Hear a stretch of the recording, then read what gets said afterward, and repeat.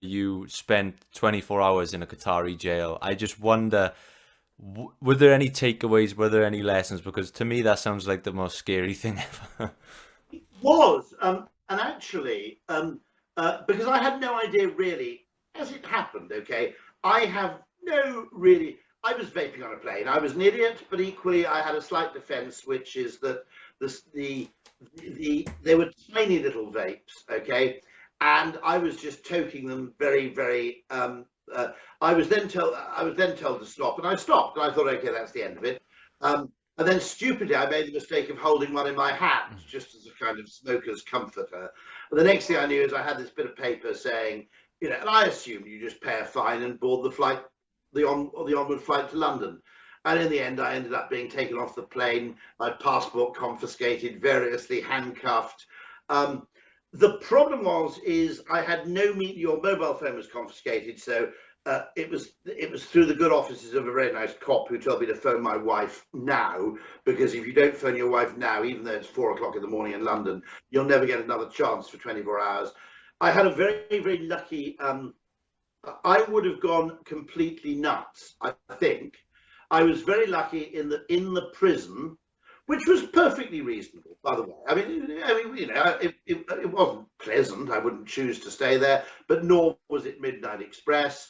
The justice system worked reasonably well, although I didn't quite understand why I got fined 150 quid and the person who smoked a real cigarette on a plane. I don't understand why they ban vaping on planes anyway, because they allow alcohol on planes, and the amount of agony that alcohol causes in flight with drunkards and general idiots must be, 50 times more than any inconvenience that we caused by people, vaping odorless e-cigarettes. Okay. But anyway, let's park that particular objection. I don't understand why they allow nuts on planes either. I like nuts. I'm not allergic to nuts, but I can survive for 10 hours without nuts if it means someone doesn't have an anaphylactic attack. There are a lot of things about these rules which I don't really understand. On a few flights, I've been told, look, mate, if you want to vape, just go in the loos. That's what we all do. That's what the cabin crew say. But I was very lucky because there was a guy in there who was English, who had lived in Qatar for about 4 years. He was currently living in Kuwait, but he lived in Qatar for 4 years. And he said, look, this will take longer than you expect.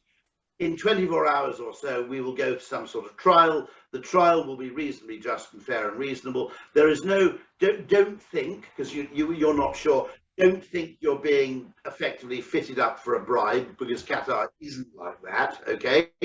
Right? So don't assume this is one of those cases where basically what they're doing is messing you around. Just go along with the whole flow of the thing. It's very difficult because 24 hours without reading matter for me. They confiscate your phone. The only book allowed inside is the Quran in Arabic, which is much use to me, given that I don't read Arabic. It was 24 hours of kind of sensory deprivation. But I knew, in fairness, okay, it was tolerable for me because I knew as a Brit there were diplomatic channels through which you could go to get some sort of redress.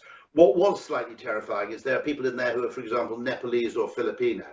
Now, I don't imagine that the Nepalese embassy or the Filipino embassy carries quite the same clout with the authorities, but also, they were in there for things like having a girlfriend, okay? There were people in prison because, they had basically been in the presence of a person of the opposite sex who wasn't an immediate blood relative without a chaperone being present, and bang, that for both male and female, that's a jailable offence. Now, if they hadn't got the money to pay the fine, okay, that's pretty painful.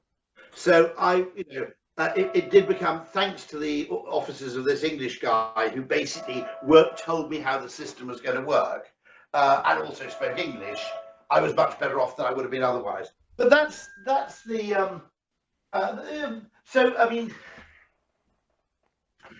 it is a good thing to do. I know I wouldn't have said it at the time, because it's having complete loss of freedom is not something you can recreate in the imagination. You can't basically go, I wonder what it would be like. Well, I suppose unless you're into serious bondage or something. I wonder what it'd be like to be completely powerless, to have all your contact with the outside world removed, okay, and to have, short of getting into a cave diving accident, okay, there's no other way you can recreate it in the imagination. And to the extent that, what does not kill you makes you stronger, it was a worthwhile experience to actually endure. Hmm. I'm not being hypercritical. Personally, I think the thing should have been dealt with a fine, and it didn't really require a custodial sentence. It wasn't custodial, really. It was, but nonetheless, the justice system seemed to work well for me. I'm not so sure if I hadn't had enough money to pay the fine. And having written about it in The Spectator, I was contacted by other family members of people who've been in Middle Eastern jails for months or years. In many cases, what will happen, for example, is if you start a business and it goes bankrupt and your two business partners hoof it, and you're left as the guy who signed what are now dud checks, okay? You could end up basically unable to, leave the country or leave the prison without, a payment of £500,000 or something. Mm. And that's terrifying. Yeah. And one good thing about it is it makes you really appreciative of living in Britain. I can imagine. Because we do not realize the extent to which, generally things proceed with a high degree of respect for individual liberty, and and also relatively low levels of bureaucracy as well. Mm. Yeah. Well, I can't begin to imagine the things that may happen as Qatar hosts the Football World Cup this winter. What happens if there's drunken behaviour? God only knows. God only knows.